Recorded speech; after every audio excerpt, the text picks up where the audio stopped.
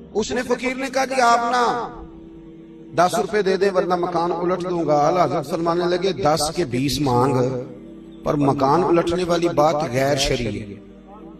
فقیر مکان الٹا نہیں کرتے، فقیر تو مکان بنا کے دیا کرتے۔ کہنے لگا جی نہیں میں نے الٹ دینا ہے۔ تو وہ بحث ہونے لگی تو اندر سے اعلیٰ حضرت رحمت اللہ علیہ کی والدہ بولی، کہنے لگی احمد رضا دے دو 10 روپے، فقیروں سے نہیں الجھتے۔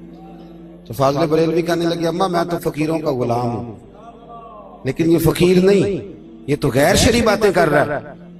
اتنی گفتگو ہو رہی تھی کہ آپ کے چھوٹے صاحبزادے نا اوپر والی منزل کی چھت پہ کھیل رہے تھے۔ حضور مفتی اعظم 4-5 سال عمر تھی، ان کا پیر پھسلا، وہ گردن کے بال صحن میں گرے، شور اٹھا، شہزادے گر گئے۔ شہزادے والدہ کہنے لگی بیٹا میں نے کہا تھا فقیروں سے نہ الجھو، بچہ گر گیا ہے۔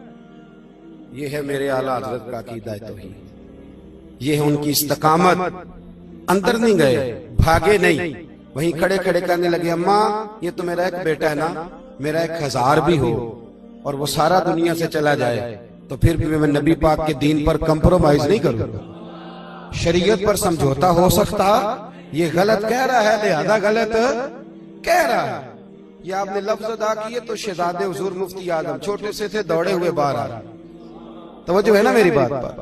دوڑے ہوئے باہر آئے اور آگے کہنے لگے ابا جی ذرا دیکھیں تو صحیح، میں اوپر والی چھت سے گرا ہوں، چوٹ لگنا تو دور کی بات، میرے کپڑوں کو تو مٹی بھی کوئی نہیں لگی۔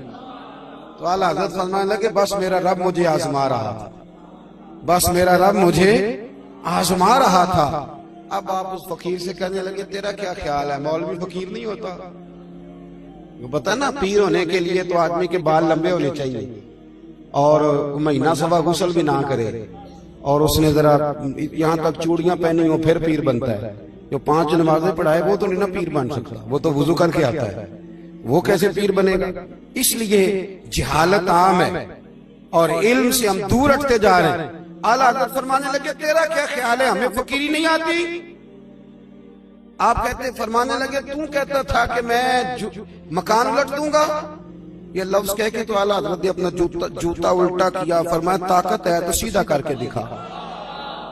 اٹ سٹ تے پکھڑا کوار گندا لسی اور بھی بوٹیاں جاننے ہیں، اگر ہمت ہے نا تو ذرا سیدھا کر تیرا پتہ چلے۔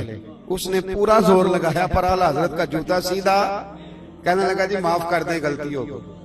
فرمایا اللہ کی بارگاہ میں توبہ کر، غیر شرعی باتیں نہیں کرے گا۔ کہنے لگا نہیں کروں گا۔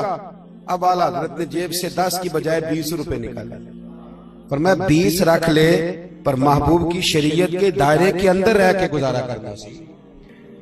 عقیدہ توحید جتنا پختہ اعلیٰ حضرت نے سمجھایا ہے، ہمارا دور ہے اوہام پرستی کا، توہمات کا۔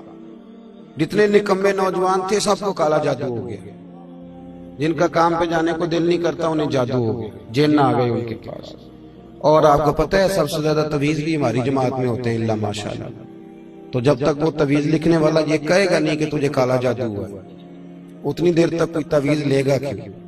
اعلیٰ حضرت نے اس اوہام پرستی کا، یہ عامل، یہ نجومی، یہ تاروں والے، اعلیٰ حضرت فرماتے ہیں جس نے نجومی کی بات کو صحیح جان لیا کفر کے قریب پہنچ جائے۔